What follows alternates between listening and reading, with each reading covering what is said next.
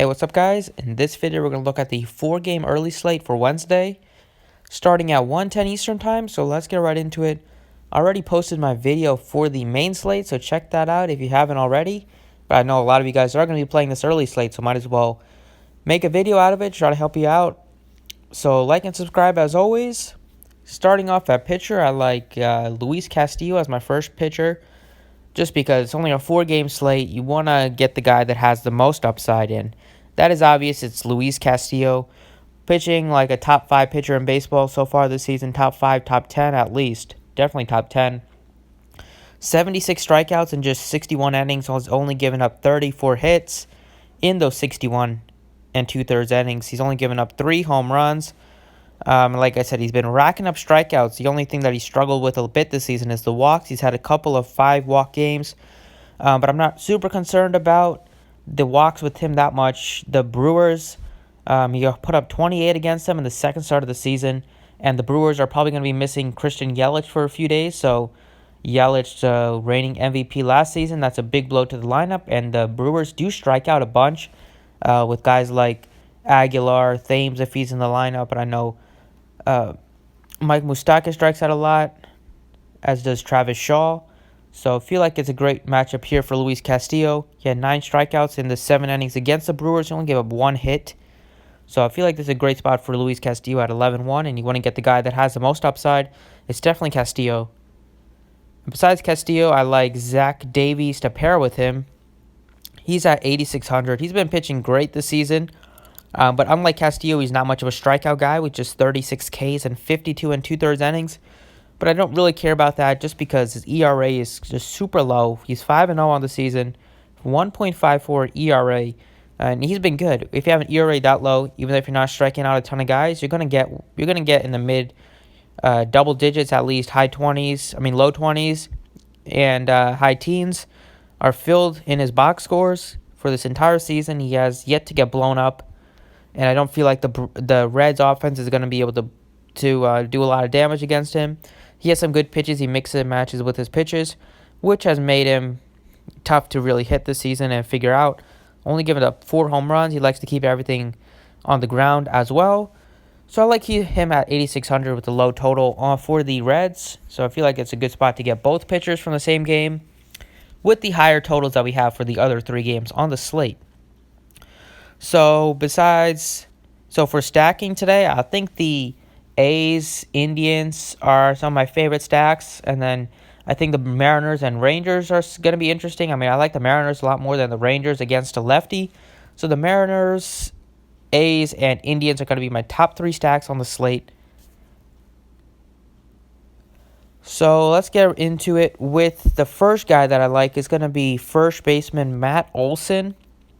So Olson is at a very good price tag.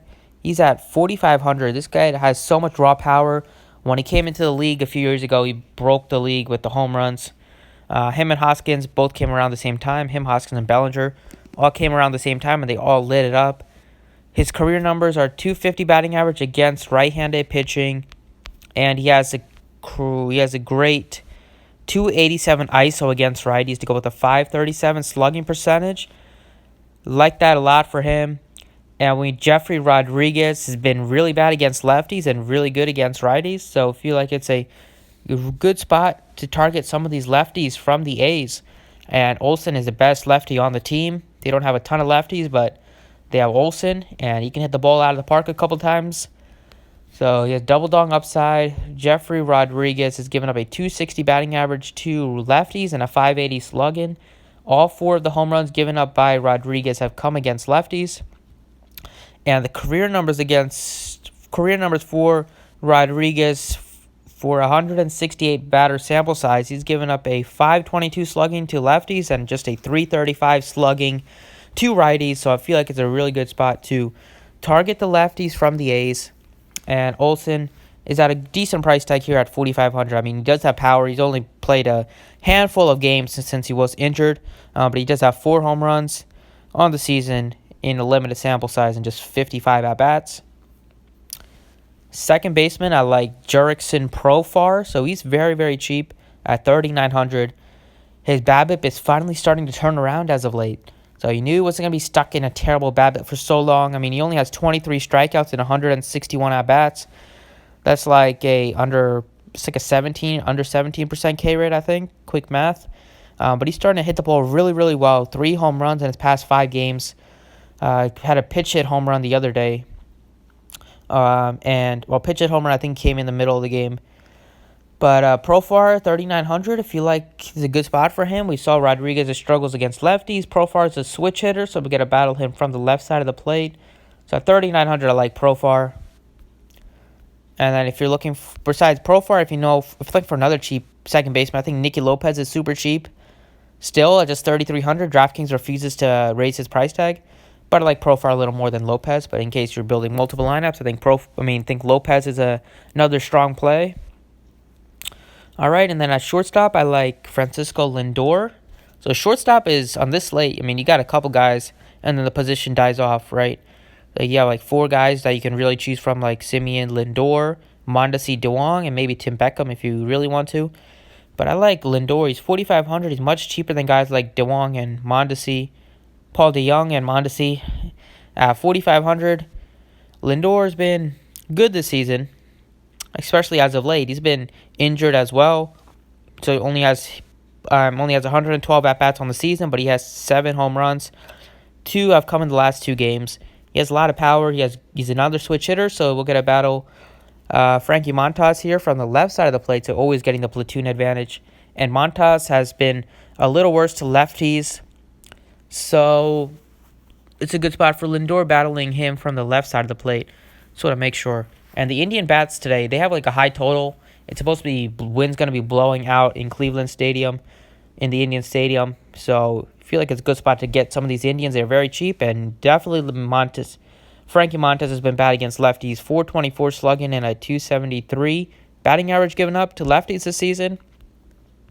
And career numbers are much worse against lefties. 304 batting average given up and a 535 slugging. So definitely a guy that you want to avoid against righties for the most part and stack up against lefties. So I like Lindor here as a switch hitter at 4,500. He's really cheap. Price tag was like over 5,000 a couple days ago. Now he's down to just 4,500. So he sticks out a lot. And I mentioned the Indian bats are very cheap, and especially the lefties. So just shows you guys the numbers for Frankie Montas against lefties. And the Indians do have a lot of lefties with like Leonis Martin at 3,600. He's really cheap. We have Carlos Gonzalez at 3,200. He's really cheap, even though he hasn't been hitting the ball well. But one of my favorite value plays on this slate is going to be Jake Bauers at just $2,900. Are you kidding me? The price tag is really, really low for Bauers.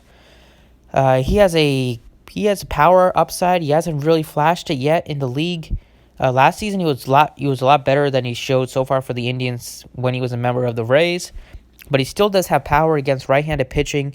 And we just saw Montas' struggles against lefties, and Bauers hits like right in the heart of the lineup. With the high total for the Indians, he will get to have some extra RBI opportunities batting in the heart of the lineup, and gets a platoon advantage here. And I just want to check out his power numbers against righties. He's been better against lefties this season. But for righties, I mean, it's only a 210 batting average for him as career numbers. It's a very small sample size, only 333 at-bats. I mean, it's not a super small sample size, but he still has some power, like it's 165 ISO. So, I mean, all it takes is one good hit for him to make value. At 2,900, he'll stick out as a value play just because he is a lefty and just because he allows you to pay up for some of the pitching on the slate. But like I said, that's pretty much it for the video. Didn't really go with any of the Mariners and Rangers here. But if I was going to choose from, I think you can't go wrong with any of the power hitters from the Mariners, like Haniger, Encarnacion, Vogelbach, Bruce if he's in the lineup. But I think if you're looking for one of the guys, if Malik Smith, he's projected to bat leadoff for the Mariners today. If he does bat leadoff with the injuries like D. Gordon and Ryan Healy, he's going to be a great play at just 3,800. You can steal off of Samson. He doesn't strike many guys out and gives up a high batting average to both lefties and righties. So if Smith gets on base, he can steal a bag or two, and a stolen base at 3,800, 2 stolen bases and a couple hits is going to be like a double digits easily and get you like 15 to 18 Draftkings points here if he has a good game in the steals category. So Smith is a guy that sticks out. from the Mariners, since he is one of the cheaper guys. Everybody else is really priced up. But like I said, that's it for the video. Indians are very cheap, and I want to take advantage of them. I like the lefties from the A's, and I'm going to go with Castillo and Davies as my pitchers. So thanks for watching. I appreciate it. You can like the video if you enjoyed, and good luck today.